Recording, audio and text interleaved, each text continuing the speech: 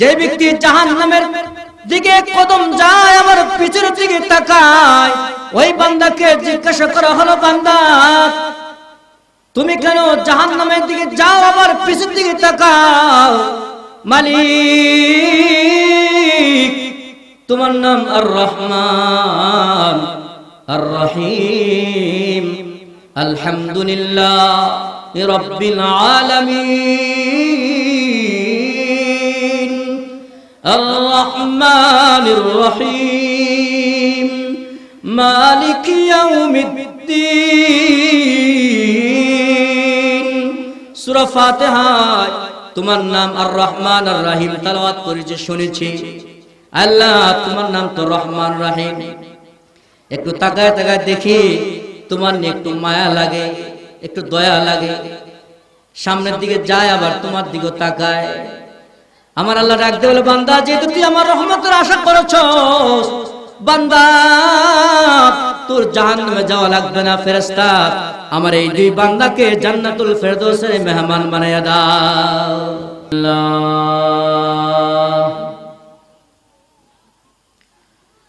আলহামদুলিল্লাহ নাহমাদুহু ওয়া নাস্তাঈনুহু ওয়া নাস্তাগফিরুহ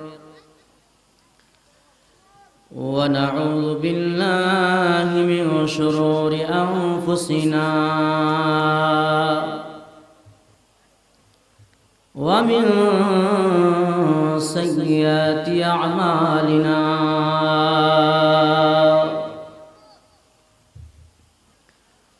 মান ইয়াহদিহিল্লাহু ফালা মুদিল্লা লাহু ওয়া মান ইউদ্লিলহু ফালা হাদিয়া লাহু। ونشهد أن لا إله إلا الله وحده لا شريك له، ونشهد أن محمدا عبده ورسوله أرسله بالحق بشيرا ونذيرا وداعيا إلى الله بإذنه وسراجا وقمرا منيرا. فقد قال الله تعالى في كلامه المجيد وفي فرقان الحميد: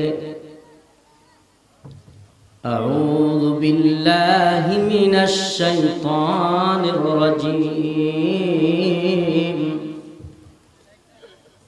بسم الله الرحمن الرحيم.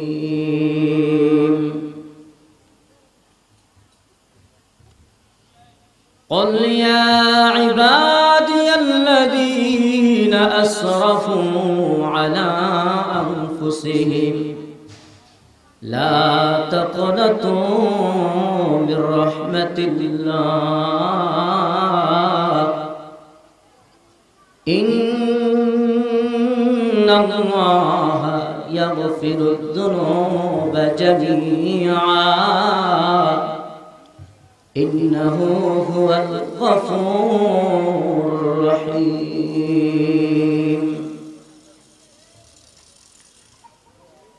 وقال رسول الله صلى الله عليه وسلم: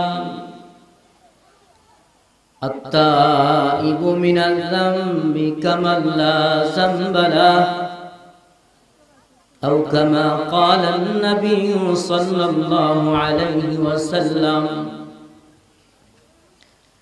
وقال تبارك وتعالى في شان حبيب محمد صلى الله عليه وسلم: إن الله وملائكته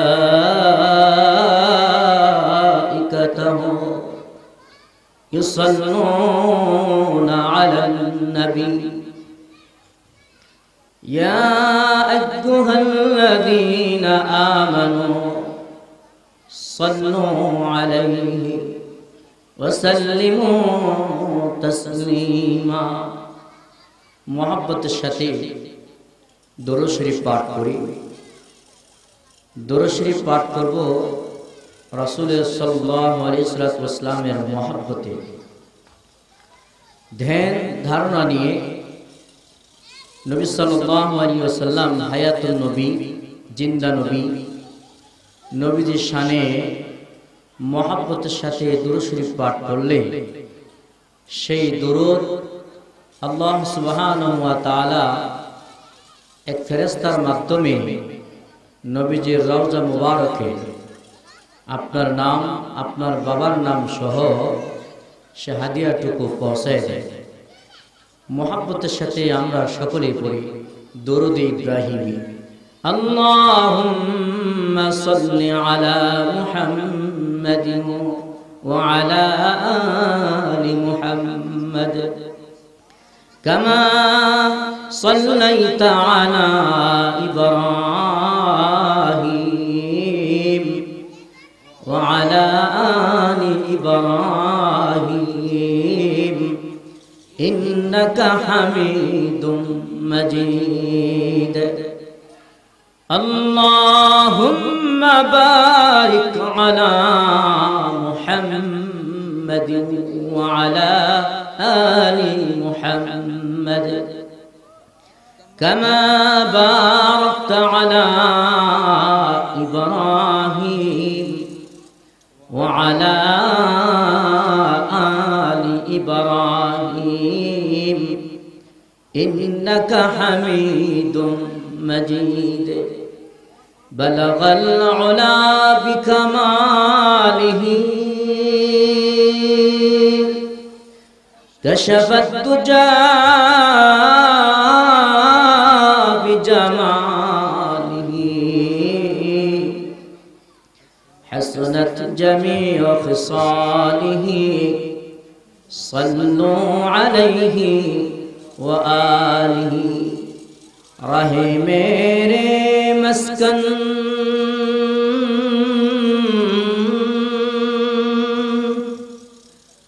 রাহে মেরে মস্কন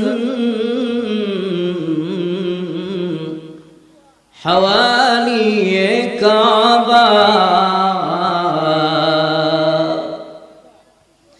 बने मेरे मदफन दीवारे मदीना बलगल उला बिकमालिही कशफत दुजा बिजमालिही हसनत जमीउ खिसालिही सल्लु अलैहि व आलिहि। करीमुस सजाया करीमुस सजाया जमीलुश्यम नबीयुल बराया शफीउल उमम बलगल उला बिकमालिही कशफत दुजा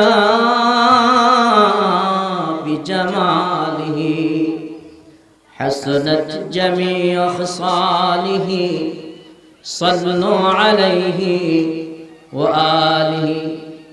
मोहब्बतेर साथे कয়েকবার जिकिर करी ला इलाहा इल्लाल्लाह ला इलाहा इल्लाल्लाह ला इलाहा इल्लाल्लाह ला इलाहा इल्लाल्लाह ला इलाहा इल्लाल्लाह ला इलाहा इल्लाल्लाह ला इलाहा इल्लाल्लाह ला इलाहा ইল্লাল্লাহ লা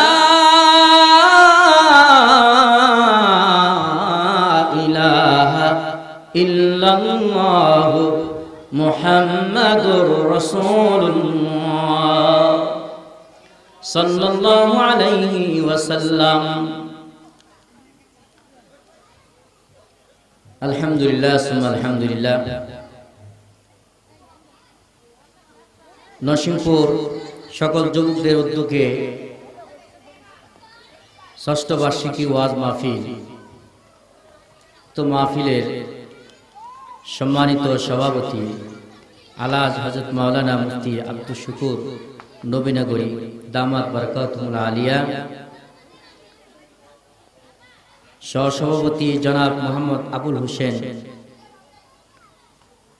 প্রধান বক্তা বিশিষ্ট আলেম দ্বীন হযরতুল আল্লাম মুফতি মুনুজ্জামান সাহেব,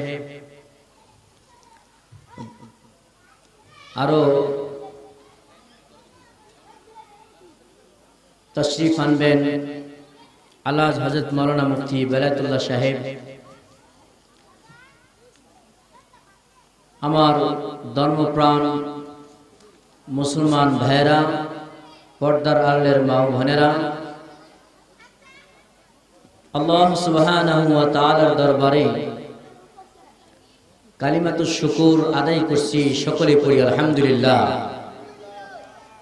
আমরা এখানে যে কজন মানুষ আছি সবাই যদি একটু মুখটা নাড়ায় বলি তাহলে অনেক শব্দ হবে। আমরা শুকরিয়া আদায় করব কার? কার শুকরিয়া আদায় করব?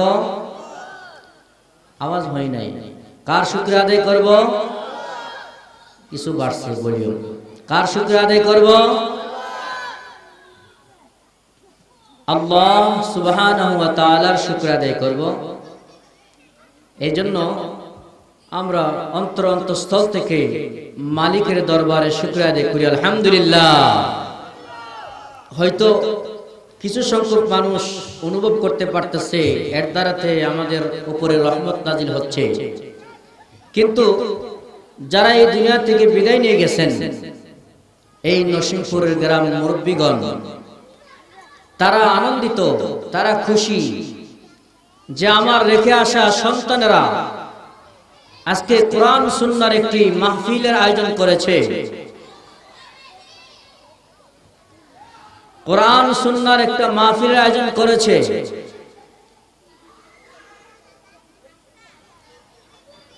তারা আনন্দিত,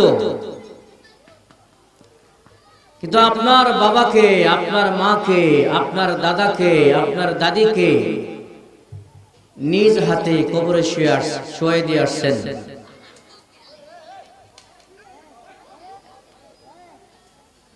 তারা কোন হালাতে আছে, কি অবস্থায় আছে, এর খবর কিন্তু আমাদের কাছে নাই। কিন্তু নবী সাল্লাল্লাহু আলাইহি ওয়াসাল্লাম হাদিস শরীফে ইরশাদ করেছেন,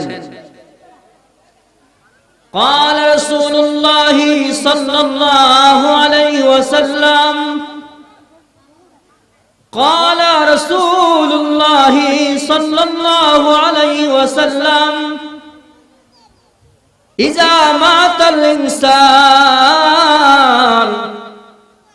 انقطعت عمله إلا بثلاث।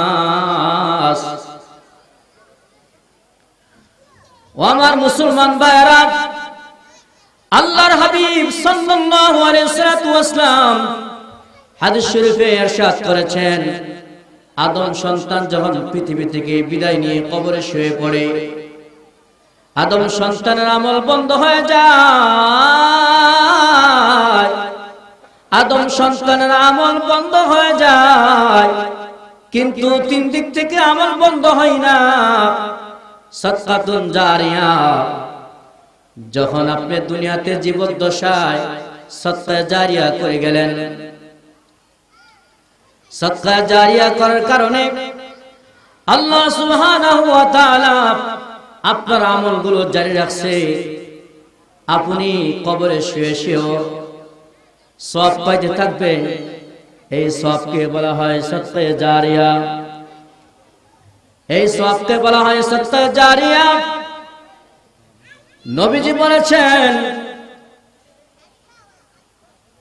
নবীজি বলেছেন যখন নেককার সন্তান পৃথিবীতে রেখে যায়, নেককার সন্তান যখন পৃথিবীতে থাকে, ওই সন্তান যখন পিতা মাতার জন্য দোয়া করে অথবা নেক কাজ করে, এর একটা অংশ পিতা মাতার কবরে সদকা জারি হিসেবে যাইতে থাকে। জোরে বলেন সুবহানাল্লাহ।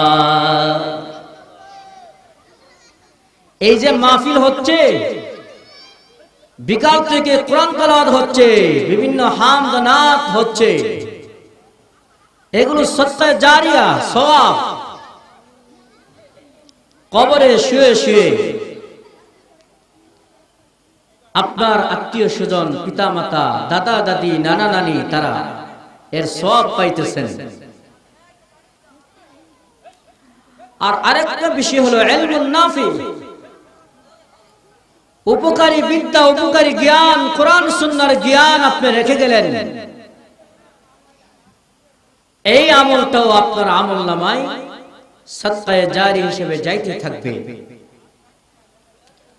তো একটা শুকরিয়ার বিষয় হলো যে আল্লাহ সুবহানাহু ওয়া তাআলা আমাদেরকে তার বান্দা হিসেবে কবুল করেছেন। শুধু তাই নয়, শেষ নবীর উম্মত হিসাবে পৃথিবীতে পাঠিয়েছেন। এই জন্য আরেকবার জোরে সুরে পড়ি আলহামদুলিল্লাহ। মুসলমানের আওয়াজে বলেন আলহামদুলিল্লাহ। প্রিয় হাজিরিন মুসলিম کرام, এমন একজন নবীর উম্মত আল্লাহ তাআলা আমাদেরকে বানিয়েছেন, যেই নবীকে আল্লাহ তাআলা কত ভালোবাসেন। আল্লাহ তাআলা যেখানে পাশে রাখছেন নবী মুহাম্মদ সাল্লাল্লাহু আলাইহি ওয়াসাল্লামকে,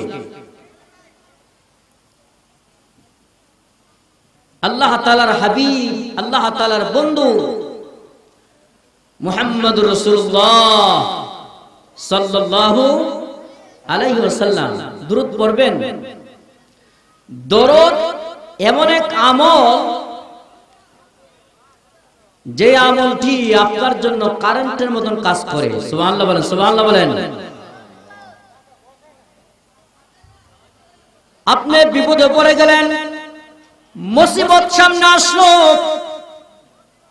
দিলটা পরিষ্কার করে, দিলটা নরম করে যদি নবীজির শানে দরুদ পাঠ করতে পারেন, দরুদের বরকতে আপনার মুসিবতটা দূর হয়ে যাবে। দরুদের বরকতে আপনার মুসিবতটা দূর হয়ে যাবে। জোরে বলেন সুবহানাল্লাহ। দরুদ কার করবেন? কার? নবীজি। কোন নবী? যিনি সাইয়্যিদুল কাউনাইন, সাইয়্যিদুল কাউনাইন ওয়াস সাকালাইন,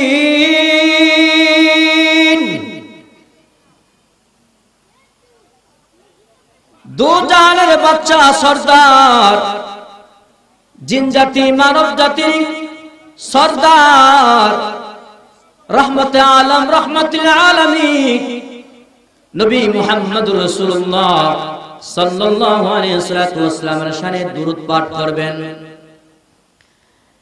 আল্লাহ রাব্বুল আলামিন নবীজিকে এত মহব্বত করেছেন, হযরতে আদম আলাইহিস সালাম বলেন, আল্লাহ একটা ভুলের কারণে মাওলা করিম 300-350 বছর পর্যন্ত কান্না করেছি, মালিক আমার তওবা কবুল করো। একটা ওসিলা দিয়া আপনার আরশ আজিমের মধ্যে আপনার নামের পাশে একটা নাম, সেই নামের বরকতে আপনার কাছে আমি ওসিলা দিয়ে তওবা করতেছি, মেহেরবানি করে আমি আদমের তওবা কবুল করে নাও। জোরে বলেন সুবহানাল্লাহ। আমার আল্লাহ ডাক দিয়ে বলেন, আদম এই নাম তুমি কোত্থেকে পাইলে? আদম আলাইহিস সালাম বলেন, আল্লাহ আরশ আজিমে দেখছি আপনার নামের পাশে নাম, অবশ্যই এই নামটাকে আপনি মহব্বত করেন, ভালোবাসেন। মালিক এই নামের বরকতে আমার গুনাহকে আমার ভুলকে ক্ষমা করে দেন। জোরে বলেন সুবহানাল্লাহ। সমস্ত আম্বিয়া কিরাম নিষ্পাপ, তাদের কোনো গুনাহ নাই। আল্লাহ তাআলার পক্ষ থেকে যদি কোনো ভুল হয়ে থাকে, ভুল আর গুনাহ দুই জিনিস। সমস্ত নবীগণ নিষ্পাপ, সমস্ত নবীগণ নিষ্পাপ। আদম আলাইহিস সালাতু ওয়াস সালাম পৃথিবীতে আসছেন, আসিয়া কান্না করছে। এর উদ্দেশ্য হলো আদম সন্তান, কান্না আল্লাহর কাছে প্রিয়। জোরে বলেন সুবহানাল্লাহ। কান্না আল্লাহর কাছে সবচেয়ে প্রিয়। এইজন্য মালিকে বলেন ফালইয়াদহাকু কলিলা, ফালইয়াদহাকু কলিলা ওয়ালইয়াবকু কাসীরা। বান্দা কম কম হাসো, কম হাসো, হাসলে দিল মরে যায়, হাসলে দিল মরে যায়। বেশি বেশি কাঁদো, কাঁদলে দিল জিন্দা হয়, কাঁদলে দিল পরিষ্কার হয়, মালিকে খুশি হয়। যে যত বেশি দুনিয়াতে কাঁদতে পারবে, মালিকে তার প্রতি তত সন্তুষ্ট, তত বেশি খুশি হন। জোরে বলেন সুবহানাল্লাহ। পৃথিবীতে আসছি কান্না করার জন্য, পৃথিবীতে কান্না করার জন্য আসছি। কান্না করতে হবে, কান্না একটি ইবাদত। কান্না সমস্ত আম্বিয়া কিরাম করেছেন। বিশ্বনবী রাহমাতুল লিল আলামিন কান্না করেছে, রওজা পাকে শুয়ে শুয়ে উম্মতের জন্য কান্না করতেছে। রব্বি হাবলি উম্মতি, রব্বি হাবলি উম্মতি। কান্না এমন এক ইবাদত। মুসা আলাইহিস সালাতু ওয়াস সালাম আল্লাহর সাথে কথা বলতে রওনা হলেন। রাস্তায় পাইল কি পাথর কান্না করছে, পাথর কান্না করতেছে। আল্লাহর পয়গম্বর মুসা কালিমুল্লাহ আলাইহিস সালাতু ওয়াস সালাম বলেন, পাথর তুমি কেন কাঁদো? পাথর বলে, শুনেছি আল্লাহ তাআলা নাকি পাথর দিয়ে জাহান্নাম জ্বালাবে, জাহান্নামের লাকড়ি বানাবে। জাহান্নামের আগুনের ভয়ে কান্না করতেছে, জাহান্নামের আগুনের ভয়ে কান্না করতেছে। জাহান্নাম কি জিনিস? জাহান্নাম কি জিনিস? দুনিয়ার আগুন যদি আঙ্গুলে লাগে আঙ্গুল পুড়ে, অঙ্গ প্রত্যঙ্গ লাগলে অঙ্গ প্রত্যঙ্গ গুলো পুড়ে যায়। কিন্তু জাহান্নামের আগুন কেমন আগুন? আল্লাহর হাবিব বলেছেন, জাহান্নামের আগুনকে 1000 বছর জাল দিল, সে আগুন হলো লাল। আবার আর 1000 বছর আগুনকে জাল দেওয়া হলো, সে আগুন হলো সাদা। আবার আর 1000 বছর আগুনকে জাল দেওয়া হলো, সে আগুন হলো কালো। জাহান্নামের আগুন তো কালো, ভয়াবহ আগুন। সে কালো আগুন বানাইয়া আল্লাহ ডাকনা দিয়ে রাখছেন জমিনের নিচে। ওই জাহান্নামের আগুনের ভয়ে পাথর কান্না করছে। আর পয়গম্বরের কাছে বলে, গো মুসা কালিমুল্লাহ, আপনি যেহেতু আল্লাহর দরবারে যাচ্ছেন, একটু আল্লাহর কাছে বলিয়েন যে আল্লাহ আপনার জাহান্নামের ভয়ে পাথরটা কান্না করছে। ঠিক আছে, বলবো। মুসা আলাইহিস সালাতু ওয়াস সালাম আল্লাহ তাআলার কাছে বললেন, ওগো আল্লাহ, আপনার একটা মাখলুক পাথর আপনার জাহান্নামের ভয়ে কান্না করছে। ও মালিক, তার পক্ষ হইতে আমি মাফ চাই, তাকে ক্ষমা করে দাও। মালিকে মুসা আলাইহিস সালাতু ওয়াস সালামের কথা মানলেন, শুনলেন। বললেন, আমার পয়গম্বর মুসা পাথরকে বলে দিও যে তোমাকে ক্ষমা করে দেওয়া হলো, তুমি কান্না বন্ধ করো, কান্না বন্ধ করো, তোমার প্রতি আল্লাহ খুশি হয়ে গেছে, তুমি বন্ধ করো। মুসা আলাইহিস সালাতু ওয়াস সালাম বললেন, পাথর তোমার প্রতি আল্লাহ সন্তুষ্ট। এই কথা বলে মুসা পয়গম্বর আলাইহিস সালাতু ওয়াস সালাম চলে গেলেন। আবার আরেকদিন দেখতে পাইল, আবারও সেই পাথর কান্না করছে। মুসা আলাইহিস সালাতু ওয়াসসালাম বলেন, এ পাথর তুমি এখন কেন কান্না করছো? পাথর বলেন যে মালিকের কাছে কান্নাটা অনেক প্রিয়, বুঝতে পারলাম মালিকের কাছে যেহেতু প্রিয় এই জন্য আমি আরো বেশি কাঁদবো। কান্না আমি একটা মুহূর্তের জন্য বন্ধ করতে পারি না। জোরে বলেন সুবহানাল্লাহ। কান্না কান্না ছাড়া দুনিয়াতে চোখের পানির অনেক দাম। প্রিয় আমার ভাইজান, আল্লাহ সুবহানাহু ওয়া তাআলা আমাদেরকে এমন একজন নবীর উম্মত বানিয়েছেন যেই নবী আমাদেরকে বলে গেছেন, উম্মত কাঁদো কাঁদো, বেশি থেকে বেশি পরিমাণ কান্না করো। নবী করিম সাল্লাল্লাহু আলাইহি ওয়াসাল্লাম আল্লাহ সুবহানাহু ওয়া তাআলা এত মহব্বত করেছেন যে আল্লাহ সুবহানাহু ওয়া তাআলা কোরআন শুরু করেছেন নবীজির নাম দিয়ে, ইশারা ইঙ্গিত। আলহামদু থেকে মুহাম্মদ, কোরআনে মুহাম্মদ সাল্লাল্লাহু আলাইহি ওয়াসাল্লামের শান মান, নবীজির তারিফ, নবীজির শান শওকত আল্লাহ রাব্বুল আলামিন এত বাড়িয়ে দিলেন। নবী সাল্লাল্লাহু আলাইহি ওয়াসাল্লাম কে আল্লাহ তাআলা আযানে রাখছেন, আশহাদু আল্লা ইলাহা ইল্লাল্লাহ। তারপরে কি? আশহাদু আন্না মুহাম্মাদার রাসূলুল্লাহ। আল্লাহ তাআলার স্বাক্ষর করে আল্লাহ তাআলা তার মুহাম্মদ সাল্লাল্লাহু আলাইহি ওয়াসাল্লামের নাম নিয়ে আসছেন। যিনি বলেন সুবহানাল্লাহ। আযানে আল্লাহর হাবিবের নাম, ইকামতে আল্লাহর হাবিবের নাম, নামাজে আল্লাহ তাআলার হাবিবের নাম। আল্লাহ তাআলা এত মহব্বত করেছে, এত ভালোবাসে, আলামিন নামাজের মধ্যে আমার আল্লাহ তাআলার হাবিবের নাম উচ্চারণ করেছেন। দরুদ শরীফের মাধ্যমে আল্লাহ তাআলার হাবিবের শান মান মর্যাদা বাড়াই দিলেন। আনন্দের বিষয়, এই নবীর উম্মত হওয়াতে আমাদের সৌভাগ্য। কারণ এই নবীর উম্মত যারা হবে, যারা জীবনে একটাও যদি সিজদা দিয়ে থাকে, জীবনে একবারও যদি ওযু করে থাকে, সে একবার না একবার জান্নাতে যাবেই। যিনি বলেন সুবহানাল্লাহ। কেন? ওযু এমন এক ইবাদত, যে ইবাদতের মাধ্যমে, যে ইবাদতের বরকতে সে জান্নাতি হবে। জাহান্নামের দারোগা, জাহান্নামের ফেরেশতা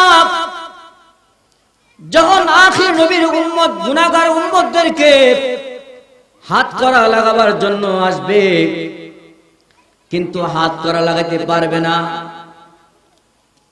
হাত করা লাগাইতে পারবে না। তো কারণ কি? কারণ হলো সে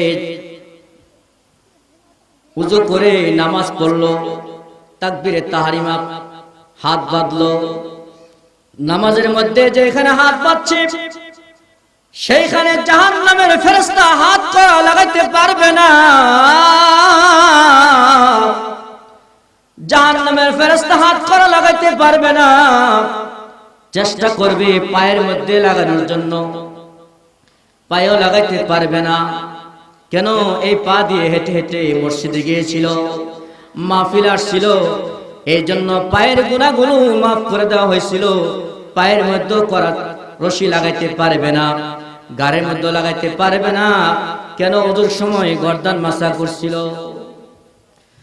যাহারা এই উম্মতের জাহান্নামে যারা হবে, তাদের চেহারা সূর্যের আলোর নেই ঝলমল ঝলমল করতে থাকবে।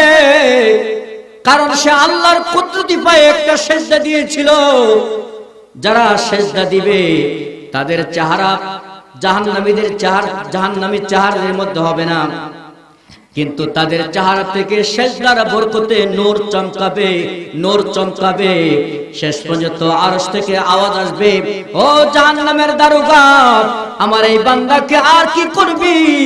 ও বান্দা, ও ফেরেশতা, আমার এই বান্দাকে জান্নাতের মেহমান বানায়া দাও। জোরে বলেন সুবহানাল্লাহ।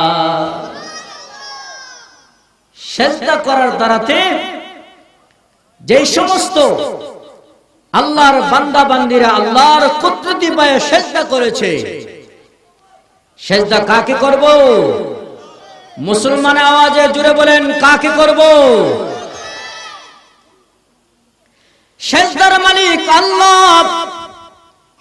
আল্লাহ তাআলাকে ছাড়া কাউকে সিজদা করা যায় না। এত সুন্দর করে আল্লাহ চেহারা বানাইলেন মালিকের কুদরতি পায়ে সিজদা করার জন্য। মুসলমান আমার আল্লাহ তাআলা বলেন, ইয়া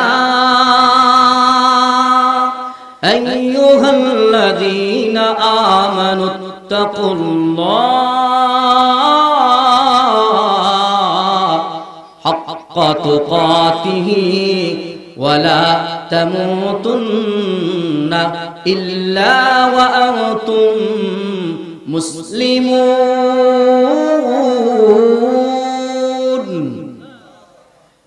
ইয়া আইয়ুহাল্লাযীনা আমানুত্তাকুল্লাহ হাক্কা তুকাতিহি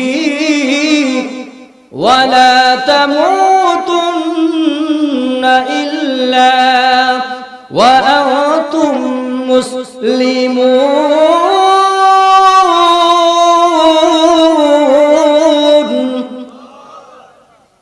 আমার আল্লাহ তাআলা ডাকতে বলেন, ও আমার ইমানদার বান্দা বান্দীরা। অনেক বড় মহব্বত করে আমার আল্লাহ তাআলা বান্দাদেরকে ডাকতেছে, আমার ইমানদার বান্দা বান্দীরা, আমার আল্লাহকে ভয় করার মতন ভয় করো, আর মুসলমান না হইয়া মরিও না, মুসলমান না হইয়া মরিও না। মুসলমান কাকে বলে? যারা একমাত্র আল্লাহকে সিজদা করে তাদেরকে মুসলমান বলা হয়। যারা আল্লাহকে সিজদা দেয়, আবার মাজারে গিয়ে সিজদা দেয়, পীরের পায়ে সিজদা দেয়, অন্য কোন মাখলুকের মাজারে বা অন্য কোন মাখলুকের পায়ে সিজদা করে, তারা মুসলমান থাকে না, সঙ্গে সঙ্গে মুশরিক হয়ে যায়। আর যারা মুশরিক হবে তাদের ঠিকানা হবে জাহান্নাম। বলেন নাউজুবিল্লাহ। সিজদার মালিক কে? একটু উচ্চ সুরে বলে, সিজদার মালিক কে? মুসলমানের আওয়াজ বলে নারে তাকবীর। আওয়াজ হয় নাই, নারে তাকবীর। আর একটু জোরে বলতো, নারে তাকবীর। দিন ইসলাম, দিন ইসলাম। ওয়াজ মাহফিল, ওয়াজ মাহফিল। নারে তাকবীর। আমরা মুসলমান, শেষ নবীর উম্মত, আল্লাহ তাআলার গোলাম। এই নবীর উম্মত হওয়ার জন্য সমস্ত আম্বিয়া কেরাম আল্লাহর দরবারে দরখাস্ত করেছেন।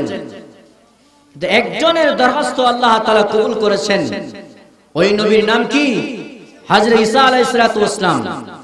ঈসা আলাইহিস সালাতু ওয়াস সালাম যে পৃথিবীতে আসবেন, তিনি নবী থাকবেন না, তিনি সাহাবী হিসেবে আসবেন। সাহাবী, সাহাবী। আমাদের নবীজির কি হবে? সাহাবী। সাহাবী হইতে হলে নবীজিকে দেখতে হয়। ঈসা আলাইহিস সালাতু ওয়াস সালাম আল্লাহ তাআলাকে দেখেছেন, সশরীরে দেখেছেন। কথা বুঝতেছেন আমার?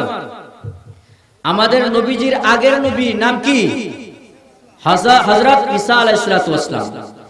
ঈসা আলাইহিস সালাতু ওয়াস সালাম আল্লাহ তাআলার নবী, যেই নবীজির মা আছে, বাপ নাই।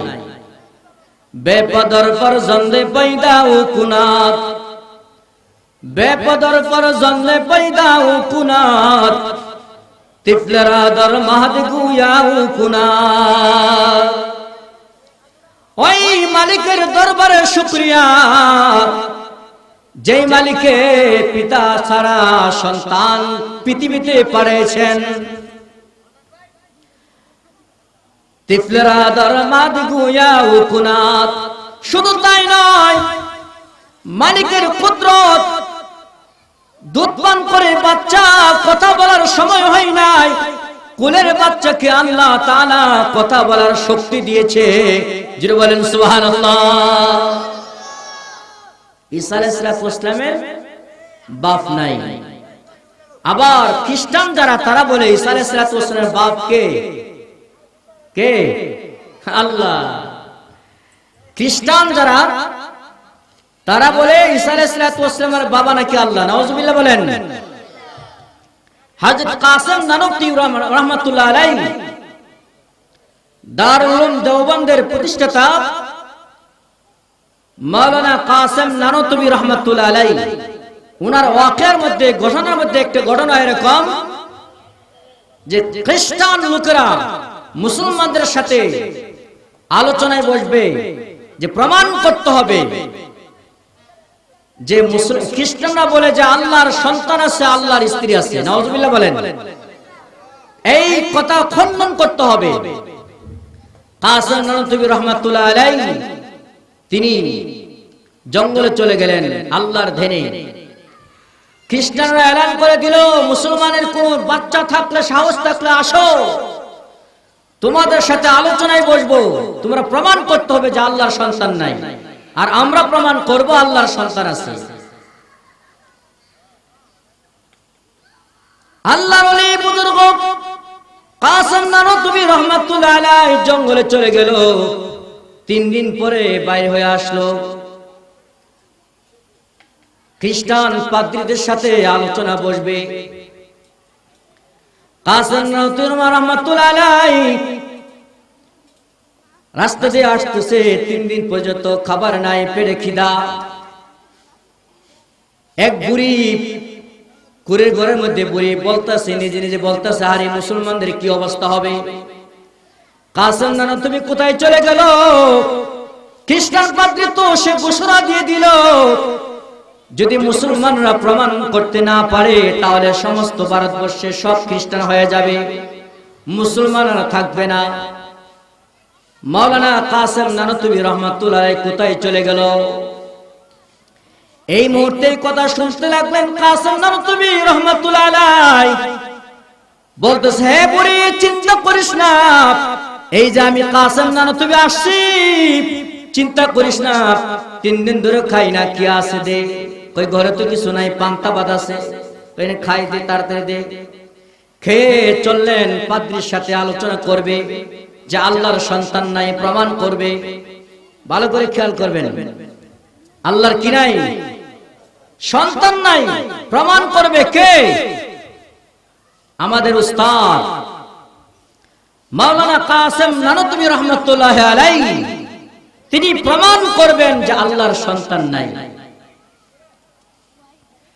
কাসেম নানবী রাহমাতুল্লাহ আলাইহি বলেন, বুড়ি চিন্তা করিস না, চিন্তা করিস না, মুসলমানের ইজ্জত আল্লাহ রাখবে, চিন্তা করিস না, চিন্তা করিস না। মুসলমানের হেফাজত করবে কে? মুসলমানের আওয়াজ বলেন কে? মুসলমানের হেফাজত করবে আমার মালিক আল্লাহ। আল্লাহর হাবিব সাল্লাল্লাহু আলাইহি ওয়াসাল্লাম যখন ইসলামের বাণী প্রচার করছিলেন তখন তো কোনো মুসলমান ছিল না। একজন মুসলমান ছিল নবী মুহাম্মদ সাল্লাল্লাহু আলাইহি ওয়াসাল্লাম। আল্লাহর খলিল হযরত ইব্রাহিম আলাইহিস সালাতু ওয়াসসালাম একজন মুসলমান কাফেরদের বিরুদ্ধে স্লোগান দিয়েছিল, তাকবীর দিয়েছিল। কাফের বেদিনেরা আল্লাহর পয়গম্বর আল্লাহর খলিল হযরত ইব্রাহিম আলাইহিস সালাতু ওয়াসসালাম কে আগুনে নিক্ষেপ করছিল। বা খলিল আসনার রাগুল জারকার কুল্লা, জয় মাওলানা তুমি এই কৃষককে কোথা থেকে নিয়ে আসছো, সে কে? কাসেম নানবী রাহমাতুল্লাহ আলাইহি উপস্থিত সবাইকে সাক্ষী রেখে বলেন, শুনেন, তিনি আমাকে প্রশ্ন করলে এই লোককে, আমি আপনাদের সবাইকে সাক্ষী রেখে বলি তিনি হলেন আল্লাহর নাতি। তিনি কে? আল্লাহর নাতি। এবার পাদ্রী বলে, এটা কি করে হয়? আল্লাহর কি আমার নাতি আছে নাকি? আল্লাহর কি নাতি হইতে পারে? জনসমুদ্রের মধ্যে বলতে লাগলেন, হ্যাঁ আমার লোকজন সকল শুনেন, পাদ্রী নিজে স্বীকার করলো আল্লাহর কোনো নাতি নাই, তাহলে সে যেহেতু স্বীকার করলো আমিও বলি আল্লাহর কোনো ছেলে নাই। আল্লাহ যদি ছেলে থাকতে পারে তাহলে নাতিও থাকতে পারে, তাহলে তার কথা দিয়ে সে দরা খাইলো কি খাইলো না? এবার কাসেম নানতুবি রহমাতুল্লাহ আলাইহি নারে তাকবীর দ্বীন ইসলাম জিন্দাবাদ বলতে বলতে, নারে তাকবীর বলতে বলতে স্লোগান দিতে মুসলমানদেরকে নিয়ে স্লোগান দেওয়া শুরু করলো। জোরে বলেন সুবহানাল্লাহ। বুঝতে পারছেন? আরেক ফিরকা, আমাদের নবী হলো খাতামুন নবিয়্যিন। বিসমিল্লাহির রহমানির রহিম। মা কানা মুহাম্মাদুন আবা আহাদিন মির রিজালিকুম ওয়ালাকিন রাসূলুল্লাহ ওয়া খাতামান নাবিয়্যিন।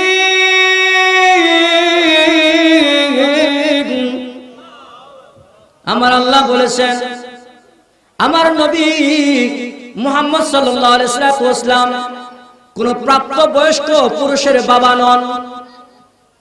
পুরুষের বাবা, কিন্তু প্রাপ্ত বয়স্ক পুরুষের বাবা নন। নবীজির ছেলে ছিল না? ছিল, ছেলেরা তো পুরুষ।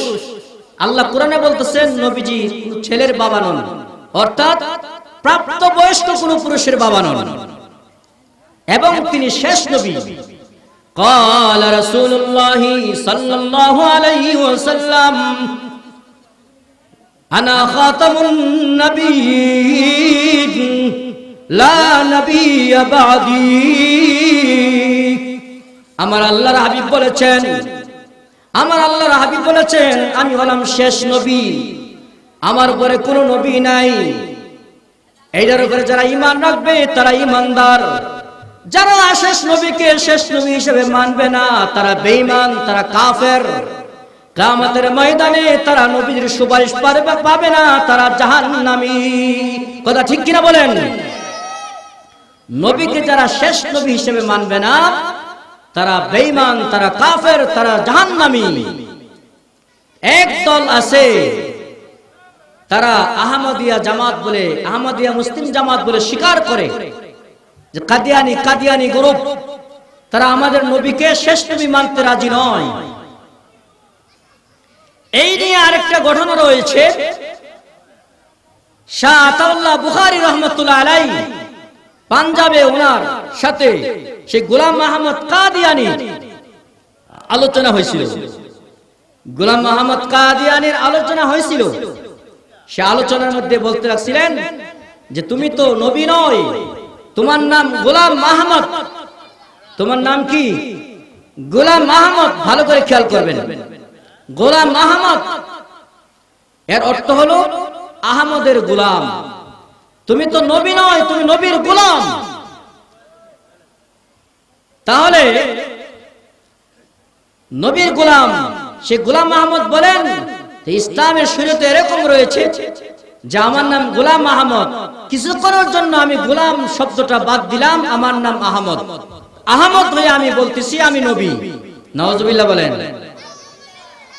এবার শাহ আতাউল্লাহ বুখারী রাহমাতুল্লাহ আলাইহি বলতে লাগলেন লোক সমাজের মাধ্যমে, বলতে লাগলেন শুনেন শুনেন, তিনি নিজেই বললেন যে ওনার নামের শুরু দিয়ে যে গোলাম শব্দটি কিছুক্ষণের জন্য বাদ দিয়ে দিলেন, ওনার নাম আহমদ হয়ে গেল।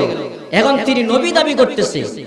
তাহলে আপনারা সাক্ষী থাকুন যে নামের প্রথম অংশ যদি বাদ দেওয়া জায়েজ থাকে, আমার নাম আতাউল্লাহ, আমার নাম কি? আতাউল্লাহ। তাহলে আতা শব্দটা বাদ দিলাম, এবার বাকি আছে আল্লাহ। বাকি আছে কি? আল্লাহ। কিছুক্ষণের জন্য আমি আল্লাহ হইয়া তোমার মতন বেকুবকে নবুয়তি দেই না। জোরে বলেন সুবহানাল্লাহ। কথা বুঝতে পারছেন? কারণ যারা যেভাবে মার দেওয়ার তাকে ওইভাবে শিক্ষা দিতে হবে। কথা ঠিক কিনা? তো যাই হোক, আমরা সেই নবীজির উম্মত, নবী মুহাম্মদ সাল্লাল্লাহু আলাইহি ওয়াসাল্লামের উম্মত, যে আল্লাহ তাআলা কত মুহাব্বত করছেন আমাদের নবীজিকে। আল্লাহ শব্দটি লিখতে যতটা অক্ষর, মুহাম্মদ নামটি লিখতেও ততটা অক্ষর। আল্লাহ শব্দের মধ্যে যে অক্ষরগুলো বর্ণগুলো রয়েছে সেই বর্ণগুলোতে নক্তা নাই। মুহাম্মদ শব্দের মধ্যে যে বর্ণ রয়েছে সেই বর্ণগুলোতে নক্তা নাই। জোরে বলেন সুবহানাল্লাহ। শুধু তাই নয়, আল্লাহ রাব্বুল আলামিন এত সুন্দর একটি নাম নির্বাচিত করেছেন, যেই নামটি উচ্চারণ করতে হলে দুইবার চুমা দিতে হয়, দুইবার চুমা দিতে হয়। এমন একটা নাম আমার আপনার হাবিবে কিবরিয়ার নাম নির্বাচিত করেছেন, যেই নামটি উচ্চারণ করতে হলে ওই নামের মধ্যে দুইবার চুমু খাইতে হয়। কয়বার? নামে তো চুমু খাবো, এমন একটা নামের মধ্যে চুমু খাবো যেই নামে চুমু দিলে আমার আল্লাহ খুশি হয়। যে বলেন সুবহানাল্লাহ। আমাদের নবীজির নাম কি? বলেন, নাম কি?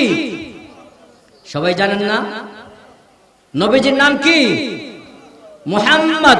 জুড়ে বলেন মুহাম্মদ সাল্লাল্লাহু আলাইহি ওয়াসাল্লাম। এই নাম জপবেন, সাথে সাথে দুরূদ পাঠ করবেন, কাজে আসবে। মুহাম্মদ, দেখেন এই নাম উচ্চারণ করতে হলে দুইবার চুমু দিতে হয়। কয়বার? মুহাম্মদ, ঠিক কিনা? মুহাম্মদ সাল্লাল্লাহু আলাইহি ওয়াসাল্লাম এমন একটা নাম নির্বাচিত করেছেন আল্লাহ তাআলা, যেই নামটি উচ্চারণ করতে হলে চুমা খাইতে হয়। কয়বার? দুইবার। আমার নবীজির রওজা পাকে, আমার নবীজির আশিক যারা হবে তারা দুনিয়াতে শান্তি পাবে, পরকালে শান্তি পাবে।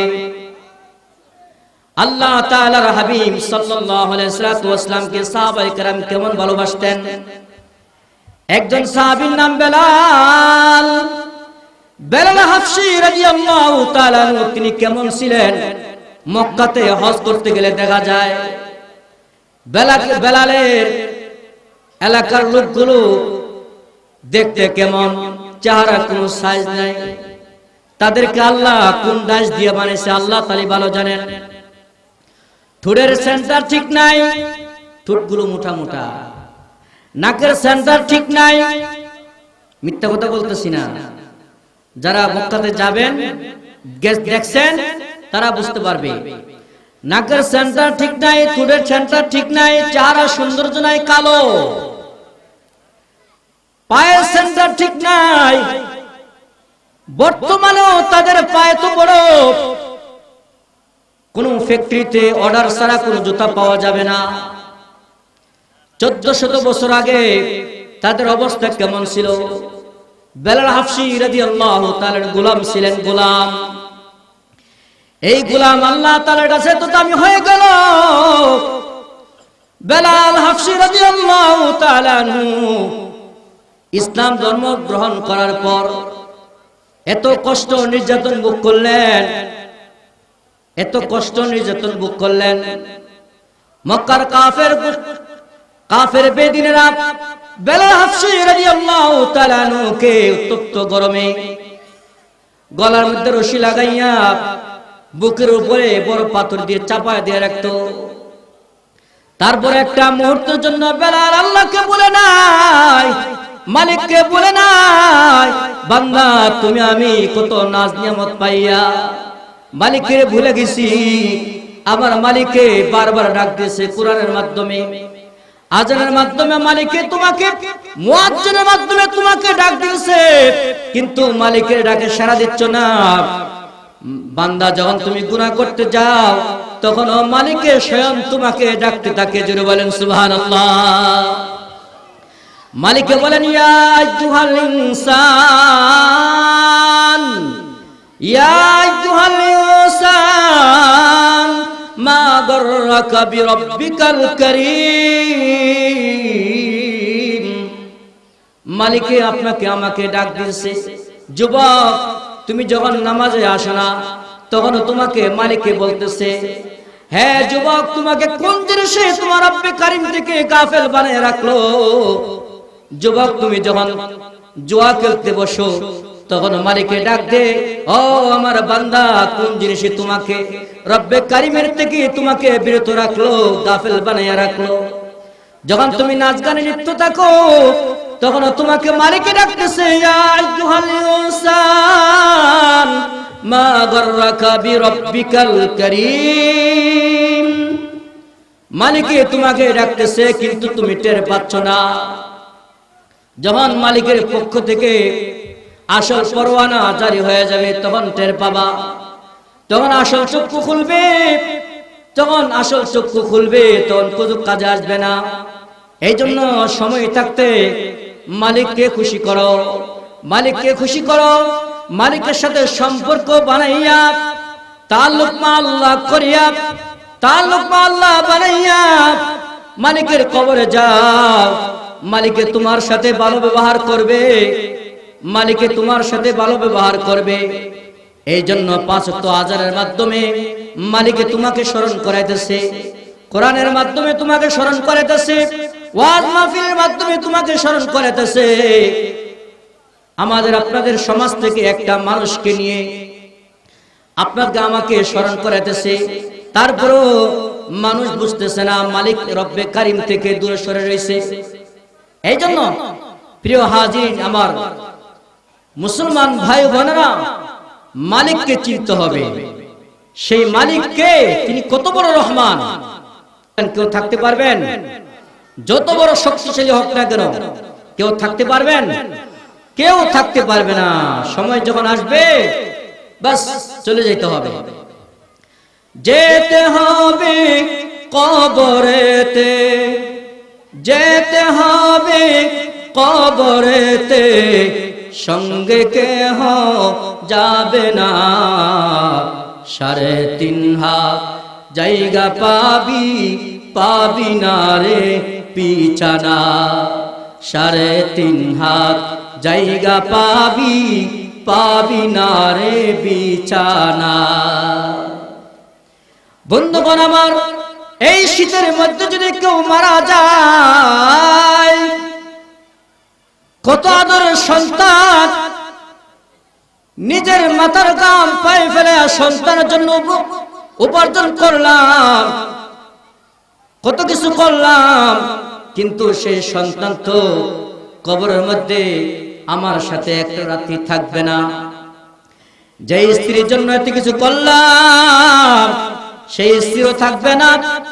মা দুঃখিনী, মা জননী, তিনিও তো কবরে যাবে না।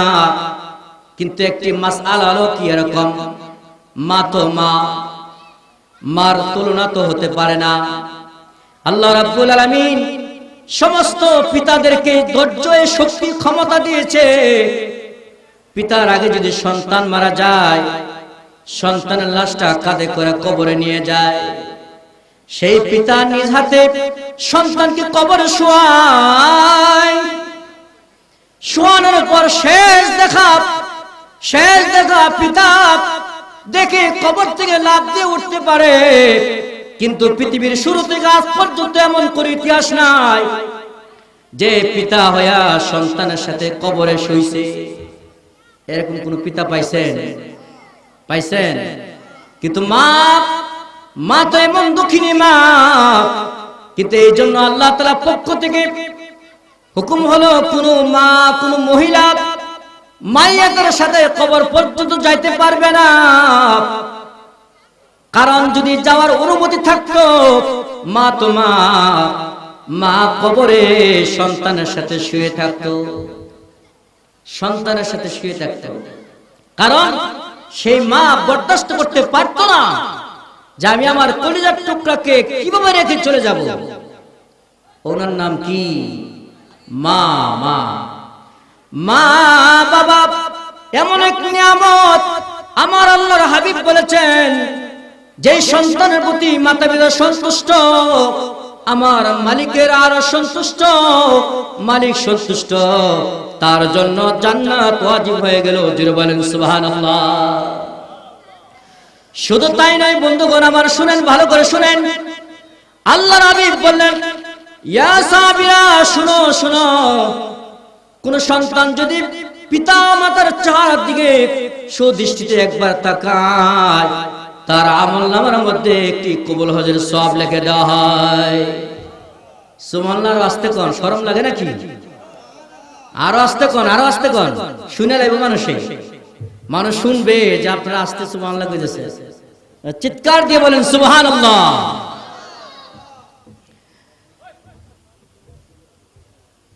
তো প্রিয় হাজিরিন মুসলিম کرام, আমার মুসলমান ভাইরা,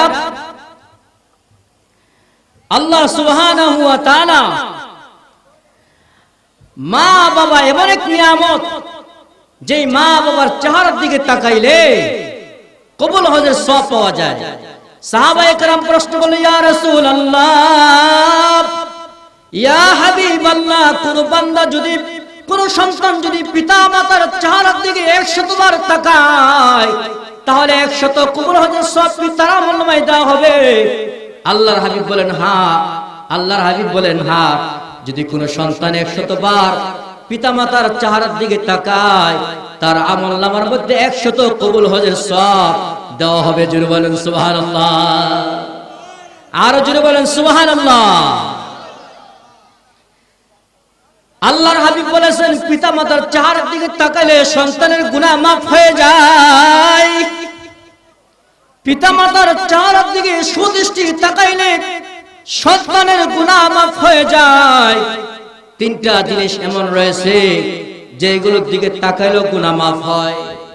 1 নম্বর হলো, পিতা মাতার চেহারার দিকে তাকায়া থাকলে, যতক্ষণ বান্দা মায়ের চেহারার দিকে তাকায়া থাকবে, বাবার চেহারার দিকে তাকায় থাকবে, ততক্ষণ পর্যন্ত তোমার আমলনামা থেকে গুনাহ ঝরতে থাকবে। এরকম ভাবে আল্লাহর ঘর কাবা শরীফ, খানে কাবা, বাইতুল্লাহ, আল্লাহর ঘর इलाही रखे मेरे मस्कन हवालिए काबा মালিক। আল্লাহ তোমার ঘরের আঙ্গিনার পাশে রাখিও, যাতে করে তোমার ঘরের কালো গিলাপের দিকে সুদৃষ্টি দিয়ে তাকাইতে পারি, তাকায় তাকায় তোমার রহমতের ভাগীদার হইতে পারি। জোরে বলেন সুবহানাল্লাহ। মালিকের ঘর দেখতে রাজি আছেন তো ইনশাআল্লাহ? নিয়ত করেন, আল্লাহ নিয়ে যাবে। মনটা বড় করে মালিকের কাছে বলেন, চোখের পানি ছেড়ে দিয়ে বলেন, মালিকে আপনাকে মালিকের ঘরে পৌঁছায় দিবেন। জোরে বলেন সুবহানাল্লাহ। নেওয়ার মালিককে, ঘরের মালিককে চাইতে হবে আপনাকে। কখন চাইবেন জানেন? বান্দা আল্লাহর সাথে কথা বলতে পারে, বান্দা আল্লাহর সাথে কথা বলতে পারে, সে সময়টা কখন? 3টা জিনিস, অর্থাৎ রাত্রের 2টায়, রাত্রের 2টায় 2 রাকাত নামাজ, 2 চোখের পানি, বাস মালিকের সাথে কথা হয়ে গেছে। সুবহানাল্লাহ বলেন, মুসলমান আওয়াজে বলেন সুবহানাল্লাহ।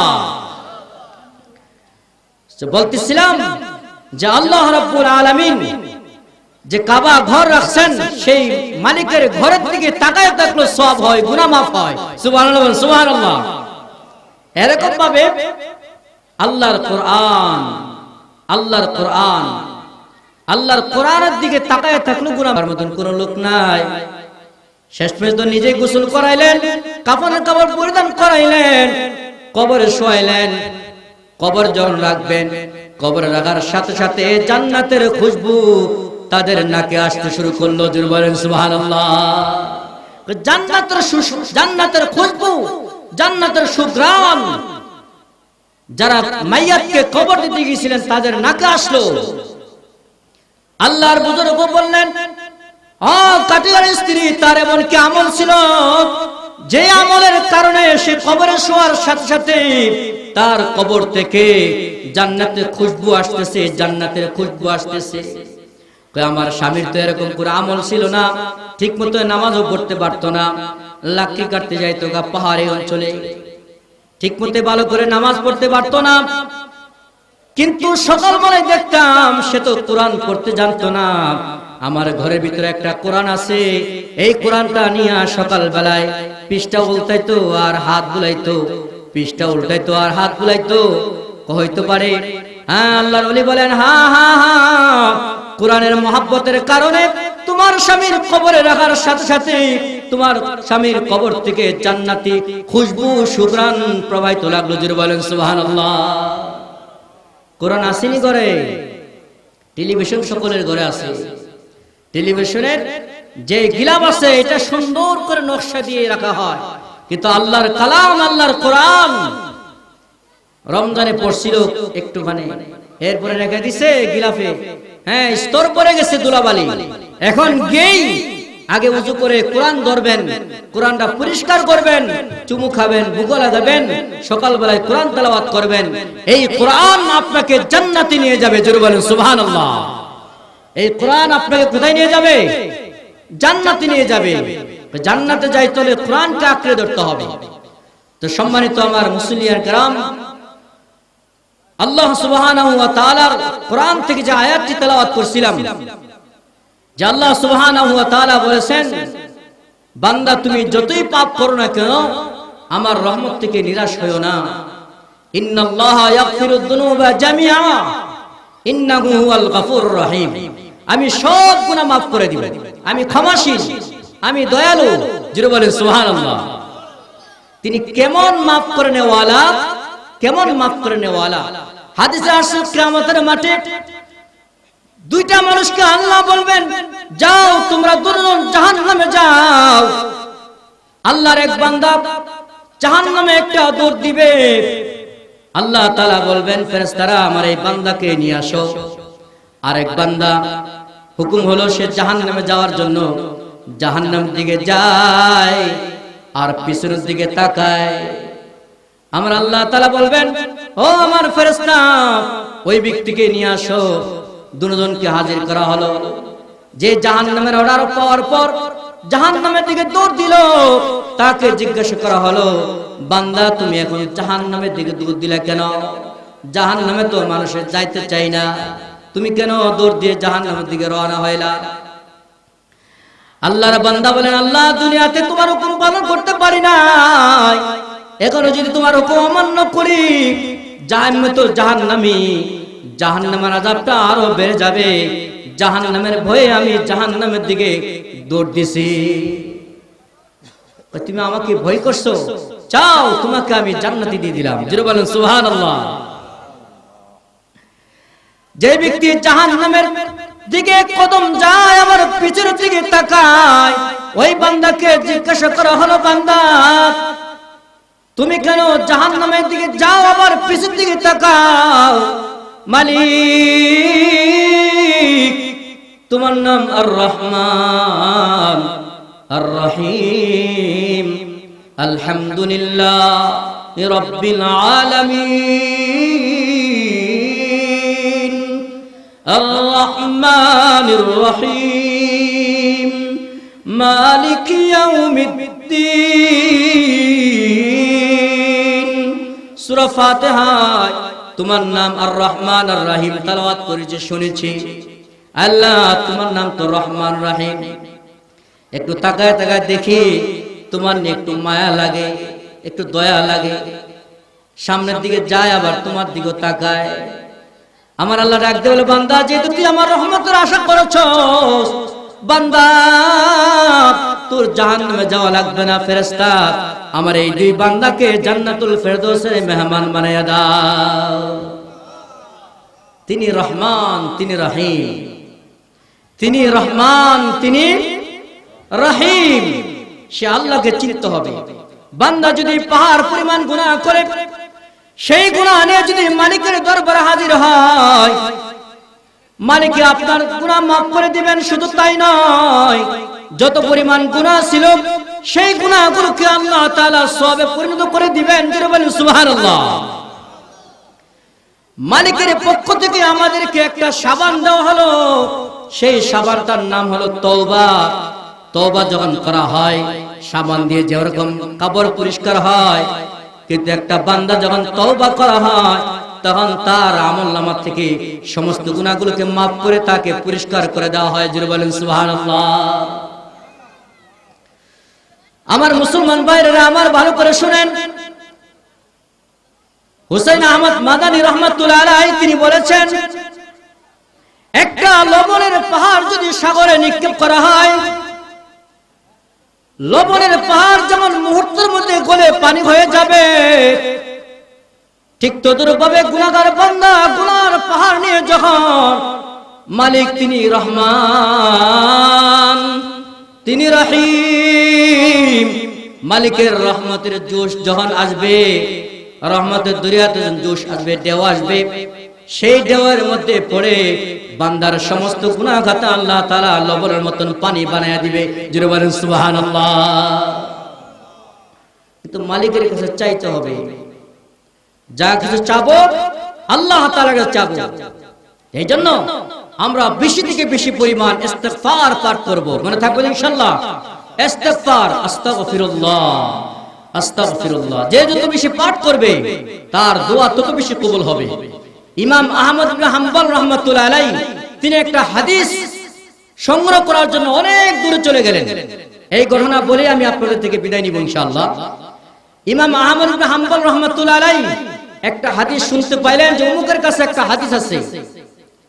ইমাম সাহেব রওনা করলেন, অনেক দূর হাঁটতেছে হাঁটতেছে, যাইতে যেতে এক জায়গায় সন্ধ্যা হয়ে গেল।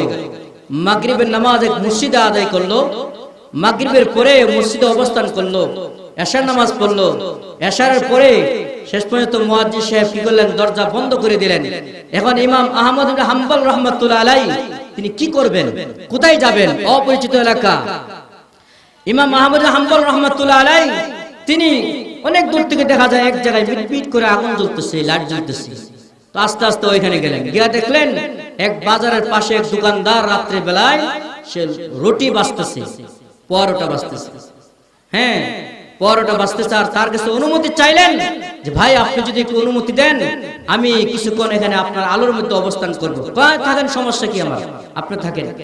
তো ইমাম আহমদ ইবনে হাম্বল রাহমাতুল্লাহ আলাইহি তিনি দেখতেছেন যে এই হোটেলওয়ালা, রুটিওয়ালা, সে রুটি সেকতেছে, রুটি বানাতেছে আর পড়তেছে আস্তাগফিরুল্লাহ, আস্তাগফিরুল্লাহ, আস্তাগফিরুল্লাহ। ইমাম আহমদ ইবনে হাম্বল রাহমাতুল্লাহ আলাইহি বললেন, ভাই আপনি কথায় কথায় রুটি বানান আস্তাগফিরুল্লাহ বলেন, রুটি সেক দেন আস্তাগফিরুল্লাহ, কাস্টমারকে রুটি দেন আস্তাগফিরুল্লাহ, এর রহস্য কি? কই ভাই, এই আস্তাগফিরুল্লাহ দ্বারাতে আমি সব পাইছি, আস্তাগফিরুল্লাহ দ্বারাতে আমি সব পাইছি, আল্লাহর কাছে যা চাইছি সব পাইছি, কিন্তু একটা জিনিস এখনো পাই নাই, সেই জিনিসটার জন্য আরো পড়তেছি। ওই জিনিসটা কি? ওই জমানার এই কালের সর্বশ্রেষ্ঠ আলেম ইমাম আহমদ ইবনে হাম্বল দামাত বারাকাত রাহমাতুল্লাহ আলাইহি, উনাকে আমার দেখতে বড় ইচ্ছে। বুঝতে পারছেন? ইমাম আহমদ হাম্বল রাহমাতুল্লাহ চিৎকার দিয়ে বলে, ভাই তুমি তো এমন একটা আমল করছো যে আমলটা করার মাধ্যমে তোমার একটা জিনিস অর্জন হয়ে গেল, সেই জিনিসটার নাম হলো মুস্তাজাবুদ দাওয়াত। তুমি যা চাইবে তাই পাইবে, কিন্তু মালিকের কাছে তুমি চাইছো, তোমার যাওয়ার প্রয়োজন নাই। জমানার বিখ্যাত আলেমকে তোমার দরবারে মালিকে হাজির করে দিয়েছে। জোরে বলেন সুবহানাল্লাহ। বেশি থেকে বেশি পরিমাণ কি পড়বেন? আস্তাগফিরুল্লাহ, আস্তাগফিরুল্লাহ, আস্তাগফিরুল্লাহ। আমার নবীজির জীবনে কোনো গুনাহ ছিল না, দৈনিক 70 থেকে 100 বার ইস্তিগফার পাঠ করতেন, আল্লাহর কাছে ক্ষমা চাইতেন। আস্তাগফিরুল্লাহ, আস্তাগফিরুল্লাহ। রাতে ঘুম আসতেছে না, একটা তাসবিহ দানা নিয়ে আস্তাগফিরুল্লাহ, আস্তাগফিরুল্লাহ পড়বেন। লা ইলাহা ইল্লাল্লাহ, লা ইলাহা ইল্লাল্লাহ, সুবহানাল্লাহি ওয়া বিহামদিহি 100 বার পরে আপনি ঘুমায়ে পড়বেন। ওই রাতে যদি আপনার মৃত্যু হয় তাহলে আপনার শহীদি মরণ হবে, আপনার জান্নাতি মরণ হবে, আপনার ঠিকানা হবে জান্নাত। জোরে বলেন সুবহানাল্লাহ। আল্লাহ সুবহানাহু ওয়া তাআলা আমাদের সবাইকে আমল করার তৌফিক দান করে। জোরে বলেন আমিন। ওমা তৌফিকি ইল্লা বিল্লাহ। আসসালামু আলাইকুম ওয়া রাহমাতুল্লাহি ওয়া বারাকাতুহু।